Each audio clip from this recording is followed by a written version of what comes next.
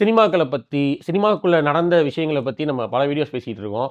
இதுல எனக்கு சில விஷயங்கள சஜெஸ்ட் பண்ணலான்னு தோணுச்சு. ஒரு சீரிஸு, சினிமா இந்த மாரி கொஞ்சம் தெரியாத விஷயங்கள ஆடியன்ஸுக்கு சஜெஸ்ட் பண்ணலான்னு தோணுச்சு. Netflixல உட்கார்ந்து நீங்க பிஞ்ச் வாட்ச் பண்றதுக்கான படங்களையும், சீரிஸ்களையும் சஜெஸ்ட் பண்ண போறேன். அதுல இந்த வீடியோல நான் ஃபர்ஸ்ட்டு மென்ஷன் பண்ண வேண்டியிருக்கிறது 3% அப்படிங்கிற ஒரு சீரிஸ்.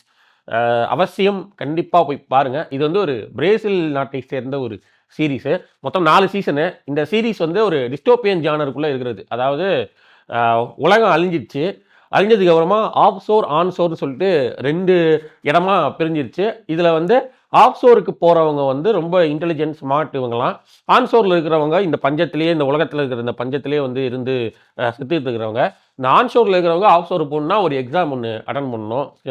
ஏறத்தாழ நம்ம ஸ்குவிட் கேம ஞாபகப்படுத்துற மாரி தான் இருக்கும் இது. ஆனா, இதுல இதுல இருக்கிற லேயர்ஸ், இதுல இருக்கிற இன்டர்பிரேஷன் எல்லாமே வேறையா இருக்கும். ஸோ, ஒரு எக்ஸாம் அட்டெண்ட் பண்ணணும். அதுக்கு நெறைய டெஸ்ட் இருக்கு. நெறைய டெஸ்ட் பாஸ் பண்ணா தான் அவங்களால அங்க ஆஃப் ஷோர் போ முடியும். ஏன்னா, ஆஃப் ஷோர்ல ஸ்மார்ட் பீப்பிள் மட்டும் தான் வேணும். அங்க வேலை பார்க்கறதுக்கு.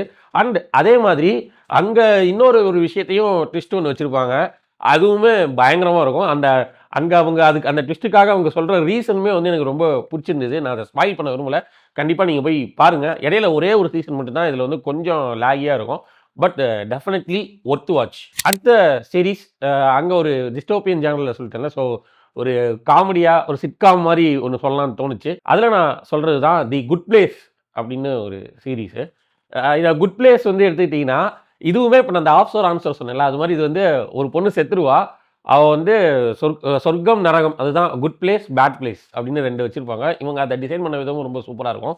அவ வந்து பேட் பிளேஸ்க்கு வரப்போறேன். ஏன்னா, அவ நெறையா விஷயம் பாவம் பண்ணியிருக்கேன்னு நெனைப்பா. பார்த்தா அவ குட் பிளேஸ்க்கு வந்துருவா. ஆ ஏன் அவ வந்து வந்தா? அந்த குட் பிளேஸ் ஃபர்ஸ்ட்டு என்னது? எது நிஜமா குட் பிளேஸு? எது நிஜமா பேட் பிளேஸு? அண்ட் இவ எப்படி அதுக்குள்ள ஃப்ரெண்ட்ஸ வந்து சேர்கிறா? போன்ற விஷயங்கள நோக்கி இந்த கதை டிராவல் ஆகும்.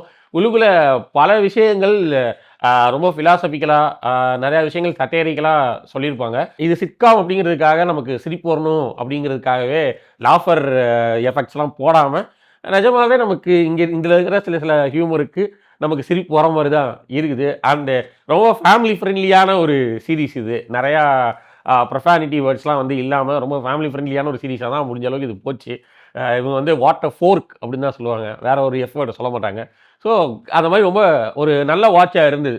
அடுத்தது தி கால் அப்படிங்கிற ஒரு கொரியன் த்ரில்லர் திரைப்படம். இந்த படம் வந்து Netflixல இருக்குது. கண்டிப்பா போய் பாருங்க. முக்கியமா நீங்க ஒரு த்ரில்லர் மூவி ஃபேனா இருந்தீங்கன்னா, நிச்சயம் இத பார்க்கணும்னு சொல்லுவேன். இந்த படத்தோட கதைய மட்டும் நான் ஒரு சின்ன ஒன்லைனா சொல்லிர்றேன். ஒரு பொண்ணு ஒரு புது வீட்டுக்கு போவா. அந்த வீட்ல ஒரே ஒரு டெலிஃபோன் மட்டும் இருக்கும். அந்த டெலிஃபோன்ல இருந்து பாஸ்ட்ல பக்கத்து வீட்ல இருந்த ஒரு பொண்ணோட டெலிஃபோனும், அந்த டெலிஃபோனும் மட்டும் கனெக்ட் ஆகிருக்கும். ஸோ பாஸ்ட்ல இருந்து அந்த பொண்ணு கால் பண்ணுவா.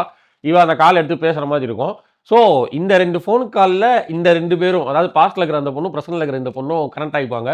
ஸோ இவங்க 2 பேரும் கனெக்ட் ஆகுறதுனால நடக்கிற சில விபரீதங்கள், அத அந்த பொண்ணு எப்படி டேக்கிள் பண்ணி வெளிய வருதுங்கிற மாரியான ஒரு சீரிஸ் இது.